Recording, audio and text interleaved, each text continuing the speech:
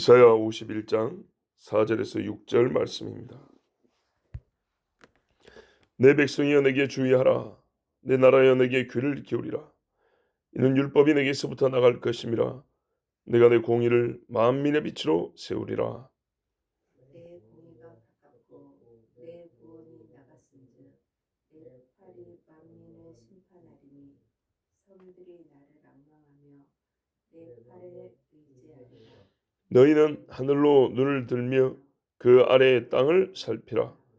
하늘이 연기같이 사라지고 땅이 옷같이 헤어지며 거기에 사는 자들이 하루살이같이 죽으려니와 나의 구원은 영원히 있고 나의 공의는 폐하여지지 아니하리라. 아멘. 자, 하나님의 공의와 구원은 영원합니다. 이 사실이 이스라엘의 구원과 만민에 대한 심판의 영원함과 정당성을 공표하는 선언과 같은 말씀입니다. 이스라엘은 이보다 더 나은 위로의 말씀이 없습니다. 하나님이 공의로우시다. 하나님은 구원하신다. 이것은 영원히 바뀌지 않는다. 최고의 위로의 말씀입니다. 그래서 지금 환난을 당한 자, 이 세상 끝에 수많은 민족이 핍박을 당하는 이스라엘에게는 이 말씀이 필요하고 가장 큰 위로가 되는 그런 말씀입니다. 그래서 하나님이 들으라 그럽니다. 내 백성아, 내 나라야, 주하여 들으라 그럽니다. 이 사람들에게 지금 하나님의 공의를 행하는 것과 하나님의 구원을 받아들이는 것, 이것이 제일 필요하고 중요하고 그들에게 유익이기 때문입니다. 그런데 하나님의 공의와 구원이 어떻게 시작되냐 했더니 율법이 하나님에서 나간 것으로 주어졌다 그럽니다. 율법은 하나님의 의로움을 선포합니다.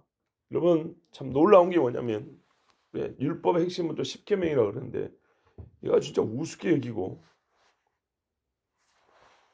옛날에 끝난 걸로 생각하는 분들이 많은데 천만의 말씀입니다. 잘 보세요. 성막을 두고 뭐라고 말했냐면 하늘에 있는 것의 모형이라 그랬어요.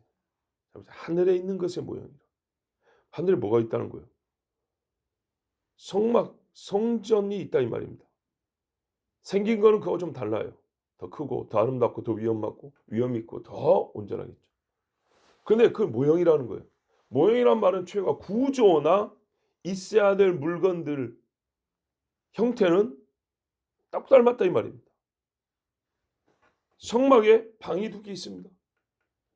성소라고 불리는 제법 큰 방이 있고 지성소라고 불리는 조그만 방이 있습니다.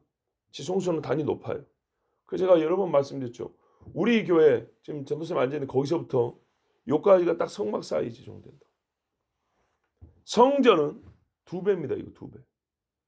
넓이로는 4배 정도 되겠죠. 2배씩 늘리면 4배. 엄청 크죠.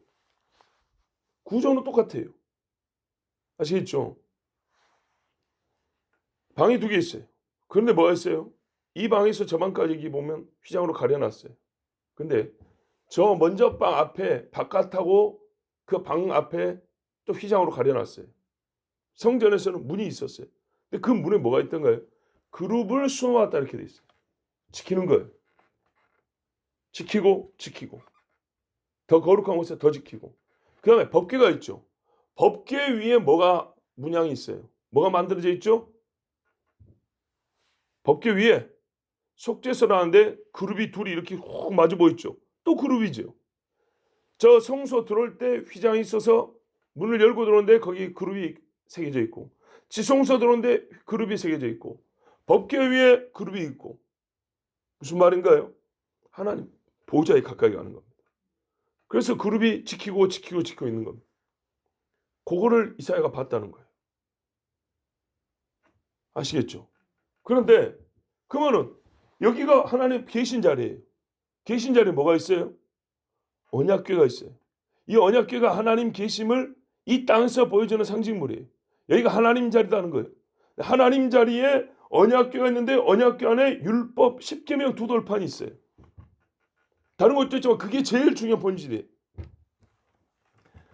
이 땅에 하나님이 하늘에 있는 하나님의 보호자, 하늘에 있는 천국, 쉽게 말할게 천국을 보여줄 때 제일 중요하게 보여준 게 뭐냐면 성막이고 천국의 하나님 보좌를 보여준 게 법궤, 그 안에 율법, 십계명이라는 얘기입니다. 아시겠죠? 십계명이 하나님을 나타내 주는 거였어요. 줄이고 압축했을 때 하나님이 누구냐? 어디 계시냐? 무슨 일을 하냐?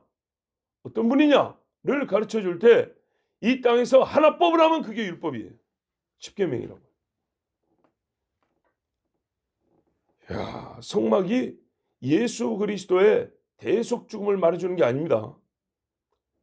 예수 그리스도의 대속 죽음은 성막 밖에 있는 뜰에서 일어난 일이에요.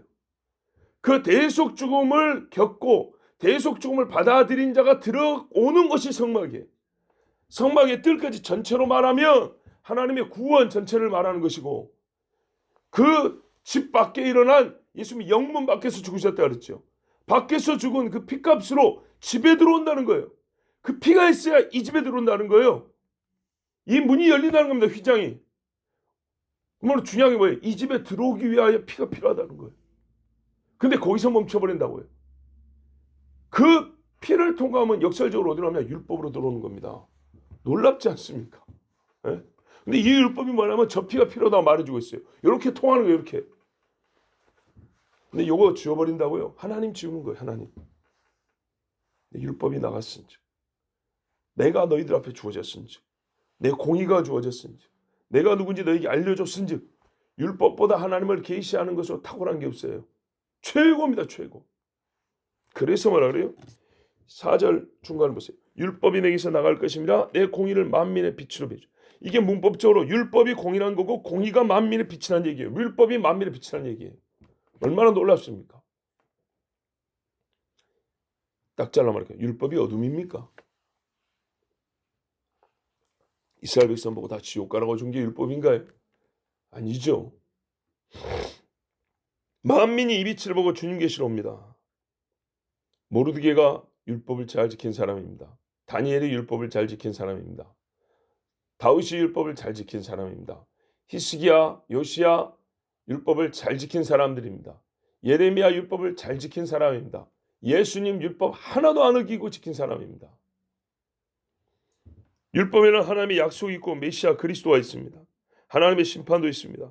그래서 율법을 보는 자는 빛을 본 것이고 율법을 믿는 자는 구원자도 믿게 됩니다.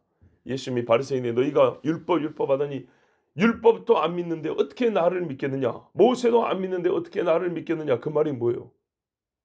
율법을 믿으면, 율법이 뭔지 알면 나를 안다는 거예요. 왜요? 하나님 계심으로 말해준다는 거예요. 이 율법이 저기 번제단에 짐승을 잡고 대속 죽음이 있으면 저 문을 열고 이 문을 열고 여기 하나님 계심이 들어있다는 얘기입니다. 내 공의가 가깝고 내 구원이 나갔은즉. 보십시오. 같은 말씀의 반복이죠. 근데 여기서는 말씀이에요. 공의를 다른 이름으로 내 구원 그랬어요. 여기 율법자리예요. 자, 앞에 율법이 나갈 것이라 내 공의가 만민의 빛일 것이다. 다시 공의를 말했어요. 내 공의가 있다. 그러면 율법이죠. 율법이 나가야 되는데 여기 구원이 나갔다 돼 있죠. 그럼 앞에 율법이 나갔은즉 구원이 나갔은즉 같은 얘기 자리예요. 율법과 구원이 같다 그 말입니다. 주여. 그런데 이제 보십시오. 율법이요 두 번째 기능이 있어요. 내 팔이 만민을 심판하느니. 누구에게는요 율법이 구원의 증거고 누구에게는 심판의 근거입니다.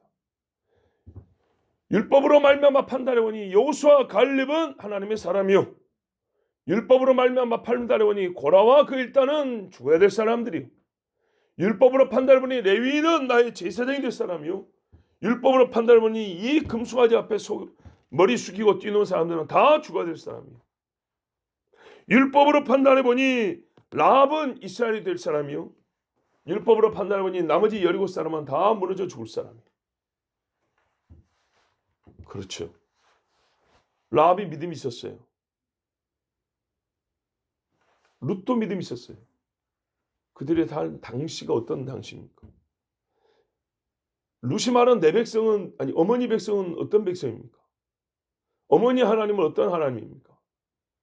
1차적으로요. 율법의 하나님이고 율법의 백성입니다. 그리고 그 율법을 제대로 들으면 어떻게 되냐면 그 안에 메시아의 약속이 들어있다는 것을 보게 됩니다. 야곱이 꿈꾼 하나님의 복은 무엇이냐?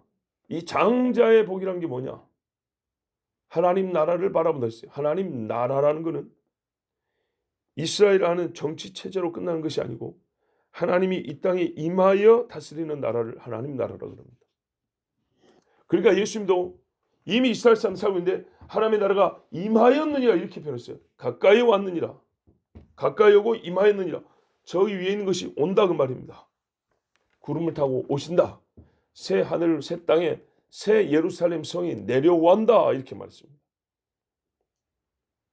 나갔어요. 하나님 앞에서. 이렇게 세상으로 나왔어요. 그래서 하나님의 공의에 가까이 있고자 한다면 율법을 지켜야 되고 하나님의 구원을 받으려고 한 사람은 율법을 믿어야 합니다. 그리고요. 하나님은 우리에게 의로움을 주시기만 하냐? 나의 백성이여 너희는 의로움을 나에게 바치라 그럽니다. 열매가 뭡니까? 열매. 성령의 열매라는 것 중에 의롭지 않은 것이 있습니까? 성령의 열매 중에 부정한 것이 있나요? 성령의 열매를 하나하나 따져보면 율법과 반대되는 것이 있습니까? 사랑과 희락과 화평과 온유와 양성과 자비와 율법과 반대됩니까? 율법에는요. 내 모퉁이를 베지 말고 가져와서 가난한 사람 구제하라 했어요. 이 복음으로 사는 사람이 이것 이상으로 해야 되는데 이 정도만 해도 세상의 빛이 다 될 거예요. 예? 세상을 사랑하지 말아 그랬어요. 나시린보다 더 큰 은혜를 받았는데 나시린 맛도 못 사니까 문제지 않습니까? 나시린 정도만 살아도 빛과 소금이 되어도 남을 거예요. 우리 참 말은 말하지만 율법조차도 안 지키는 거예요. 율법조차도. 우리의 구원이 어디서? 율법입니다. 율법.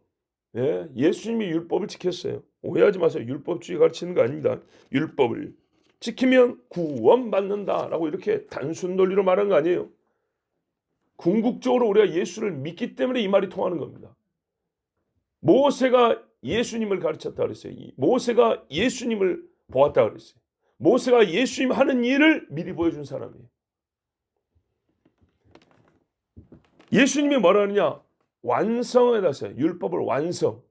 이 말이 무슨 뜻인지 가르쳐 드렸죠. 보십시오. 끝났다라는 뜻이 아니라니까요. 우리가 완성이란 말은 언제 끝났다는 뜻 썼습니까? 완성이란 말은 다 채워졌다는 말입니다. 다 채워졌으면 어떻게 되죠? 그때부터 제 기능이 나오는 거죠. 안 그렇습니까? 굉장히 쉬운 이야기죠. 여러분은 제가 말을 어렵게 한다고 생각하십니까? 보세요. 뜨개질하고 옷을 만듭니다. 처음에 한 땀을 뜹니다. 이 뭡니까? 이거 아무것도 아니지. 실이지 그냥. 한 줄 실이지. 뜨거워갖고 오른팔에 남았어요. 입고 가실래요? 뭐 22세기 패션입니까 그게? 아니죠. 오른팔까지 다 떠가지고 마지막 소매까지 갖고 밑단을 딱 해서 딱 마무리했어요. 그때부터 하나의 완성된 옷이 되죠. 완성된 옷이 되었을 때 입고 갈 수 있고 제대로 된 옷을 기능을 하는 거예요.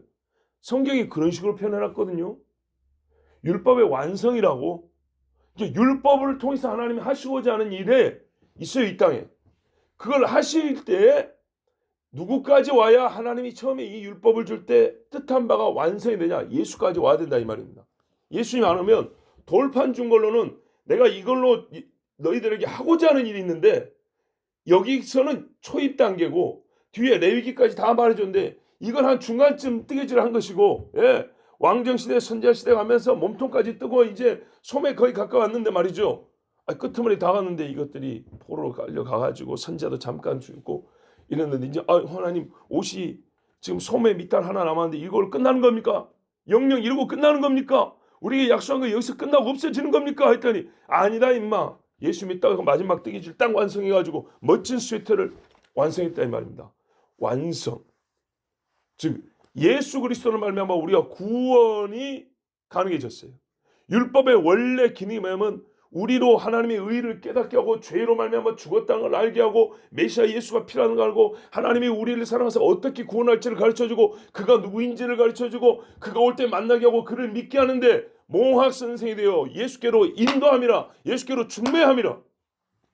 그래서 예수 그리스도를 딱 믿게 하는 데까지 가는 거예요. 그래서 하나님이 처음 주신 그 목적 우리를 구원하고자 하는 목적이 완성됐다는 거예요. 완성. 그리고 또 어떤 표현이냐? 우리가 그리스도 안에서 예가 되었다 하잖아요. 이 말을 오해한다고요. 예수님이 하나님께 예의한 것처럼 우리도 예의해야 한다고. 성경에 두 군데 말씀 있어요. 예수께서 하나님 앞에 뭐라고요? 예함이 되었다. 아니요하자고 예함이 됐다. 아버지께 순종했다는 예가 있고요. 그리스도 안에서 예가 되었다. 말은 다른 말이에요.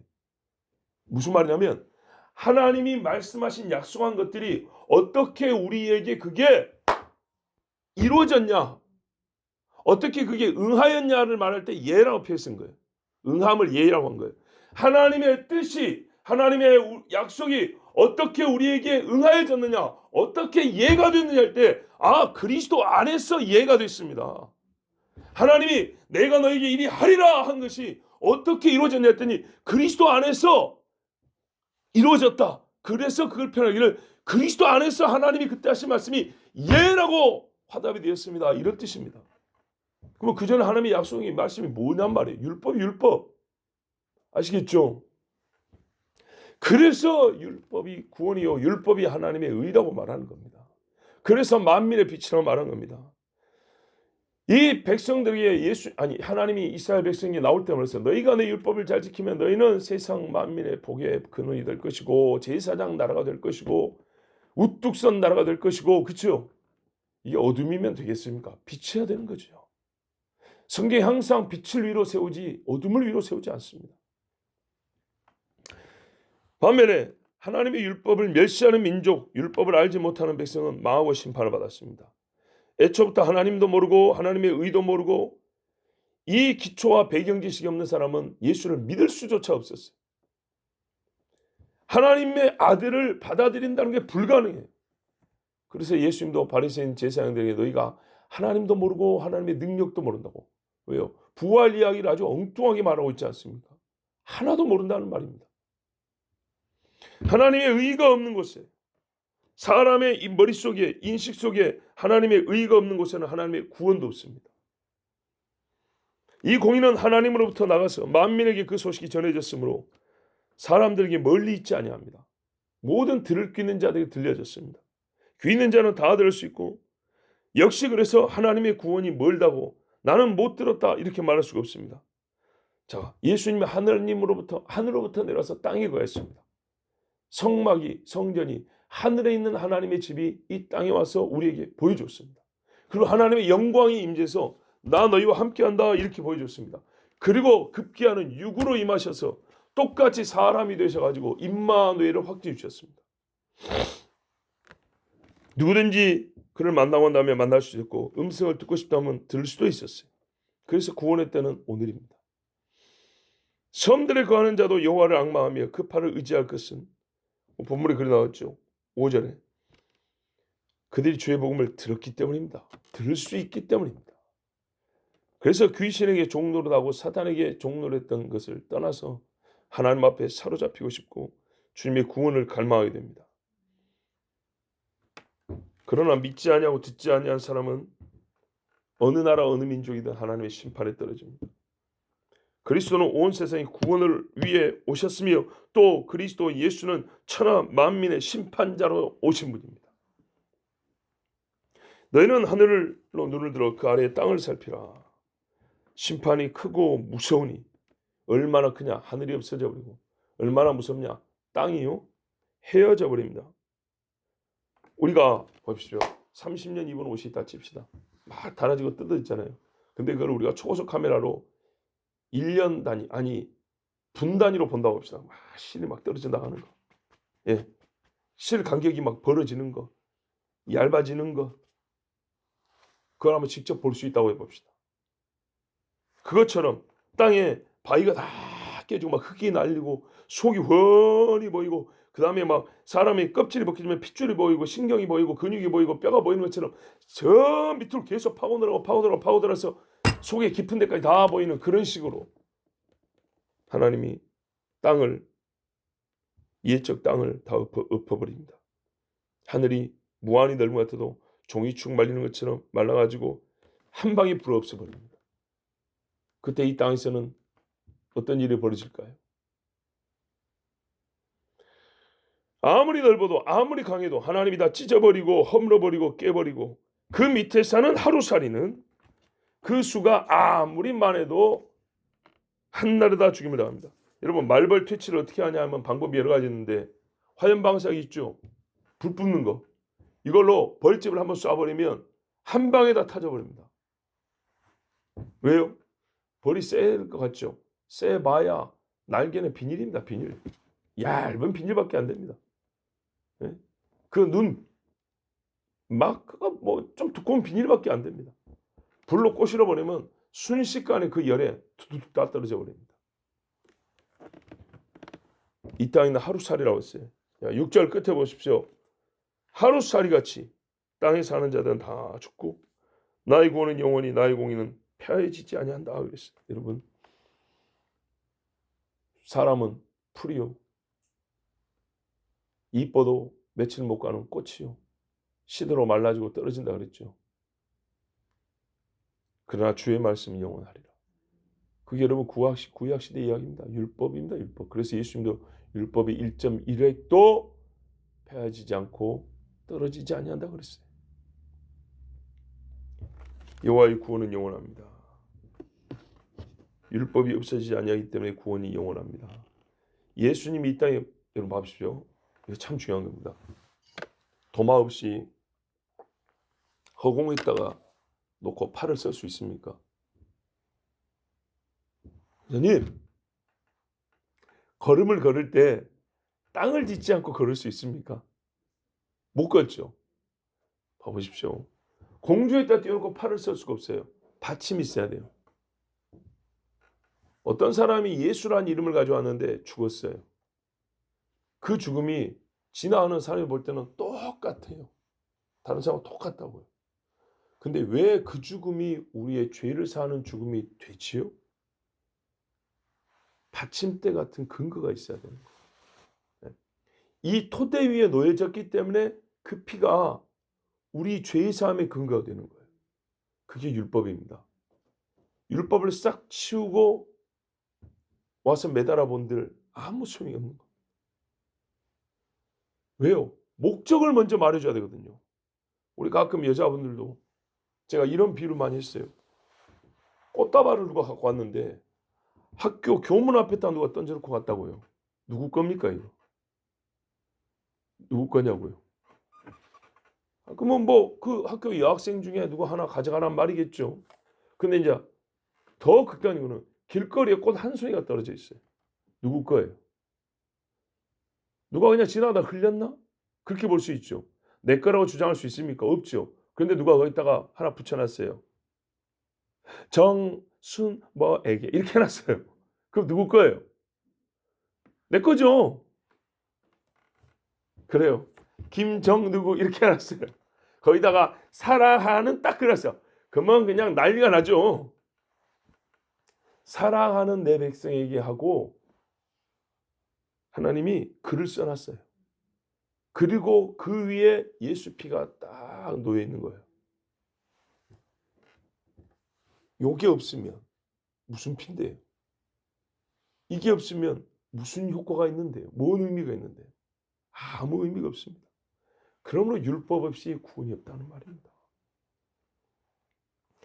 그 예수님의 피가 누구에게 어찌하여 주어졌는지를 가르쳐 줍니다. 그래서요, 율법이 영원하고 구원이 영원하고 구원이 영원하고 하나님의 말씀이 영원하고 오늘 말씀의 끝이 그렇게 되어 있습니다. 여호와의 구원은 영원하리라. 하나님의 공의는 폐하지지 아니한다. 율법 그 자체가 소멸되는 일이 없고 율법이 나타내며 그것이 담고 있는 하나님의 공의가 변하지 않고 율법이 지시하여 우리에게 약속한 구원도 영원합니다. 그래서 이스라엘 백성아 나의 백성아 교회들아 내 입의 말을 청종하라 그럽니다. 내 공의 안에 거하라 그럽니다.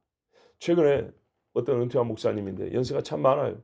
그분 제가 한 10년 전만 해도 설교를 거의 들어보지 못했지만 굉장히 존경하는 분이었어요. 근데 이분이 이상하게 은퇴한 후에도 설교를 덜 하시던데 이상한 설교들을 자꾸 하더라고요. 제목이 이상해요. 최근에는 너무 성결해지려고 하지 말고 너무 순결해지지 할 필요 없대요.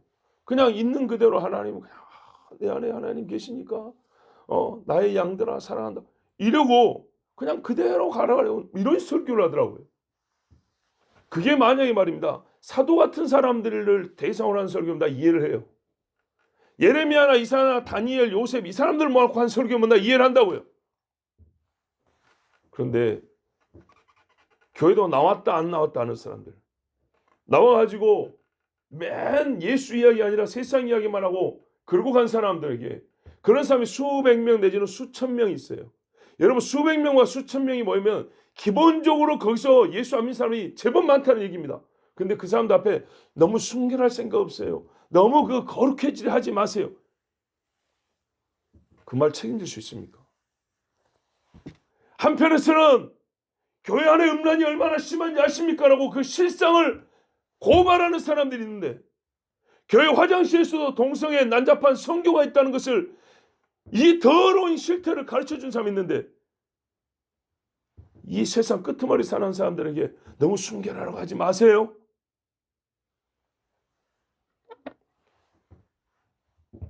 어떤 의미에서는요.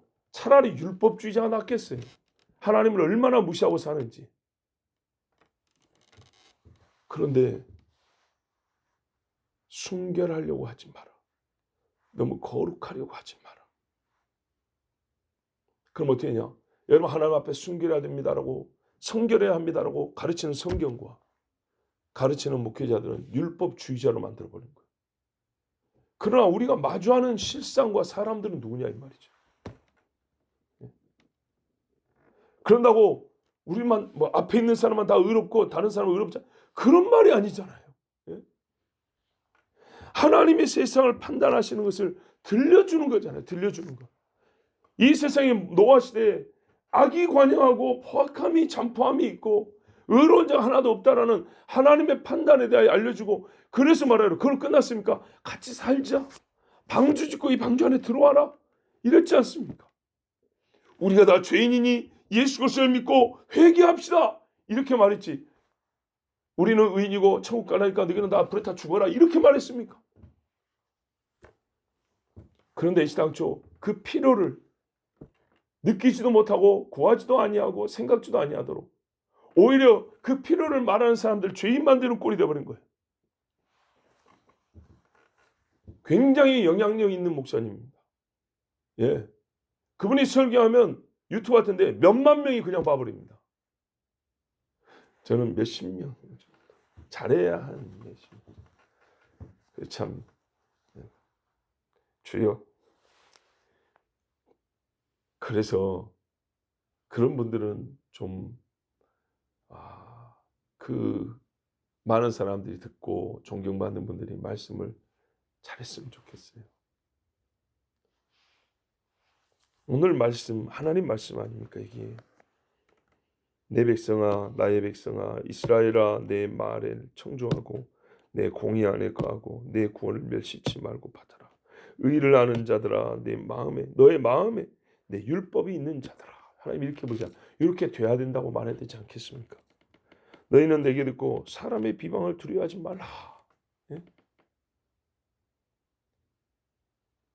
예수님이 말했어요. 너희는 뱀같이 죄롭고 비둘기같이 순결하라 하지 않았습니까?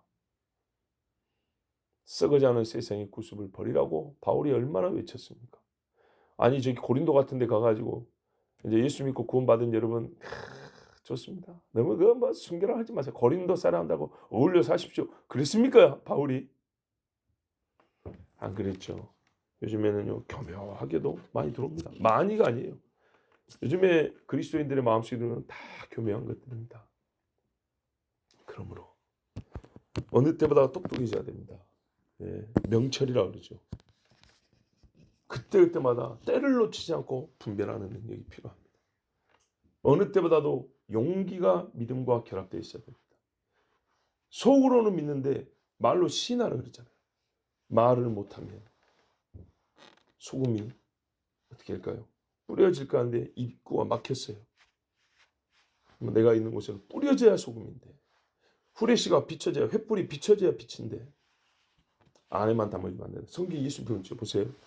누가 불을 켜가지고 어떻게 된다 했어요? 말 안에 두겠느냐? 가둬버린다고요. 말이 뭐냐면 우리 옛날에 한 돼 한 말 하는 그 통을 말하는 겁니다. 불자가 있고 뚜껑으로 덮어버리면 뭔 소용이 있냐 그 말이죠. 그거를 뚜껑을 벗기고 높이 들어야 빛이 소용이지. 빛이 아니라는 건 아니에요. 빛인데 그리스도인들이 용기가 없어. 믿음이 약하니까 빛이 작은데 이게 뚜껑이 덮어놓고 있는 거예요. 벗겨내라 그랬어요. 이 빛을 위에 달아놓고 벽에다 달아놔야 비추는 거 아니겠습니까? 소금도요. 어쩌란 거예요? 분명히 너희 안에 소금을 두고 너희 말은 소금을 고루 뿌린 것 같이 하라 그랬어요. 뿌려야죠. 뿌려야지. 그런데요, 안타깝게도 가끔은 썩은 소금도 있더라고요. 소금은 전혀 안 썩는 줄 알았더니 썩은 소금도 있어요. 조심해야 합니다.